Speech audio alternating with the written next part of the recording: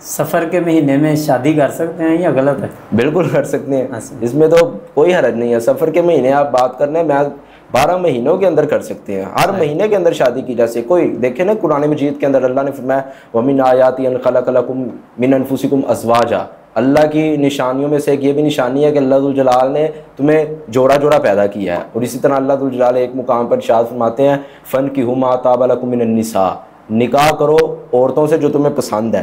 اس طرح نبی اب یہ اللہ ذوالجلال فرما رہے ہیں نکاح کرو، جو جن عورتوں سے تم محبت کرتے ہو ان کے ساتھ نکاح کرو جو تمہارے لائق ہیں۔ اب اللہ نے تو نہیں کہا کہاں کرنا ہے، کس مہینے میں کرنا ہے، یا اللہ نے تخصیص کر دی ہو کہ محرم میں نہیں کرنا، سفر میں نہیں کرنا، اللہ نے کہیں تخصیص نہیں کی۔ اسی طرح نبی علیہ الصلوۃ والسلام کا بھی فرمانا ہے، نبی علیہ الصلوۃ والسلام فرماتے ہیں صحابہ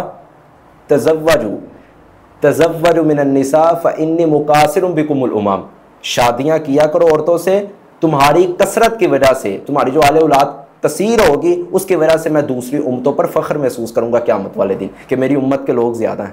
اب نبی علیہ الصلوۃ والسلام نے نہیں فرمایا کہ سفر میں آپ شادی نہیں کر سکتے۔ اب اسی طرح امام ابن القیم رحمہ اللہ تعالیٰ نے فرمایا کہ سفر کے مہینے کو شادی کے ساتھ جوڑ دینا، اس لیے جوڑ دینا کہ سفر کے مہینے میں ہم شادی نہیں کریں گے تو وہ دراصل اللہ ذوالجلال کی معیشت اور اللہ ذوالجلال کی تقدیر کا انکار کرنے کے مترادف ہے۔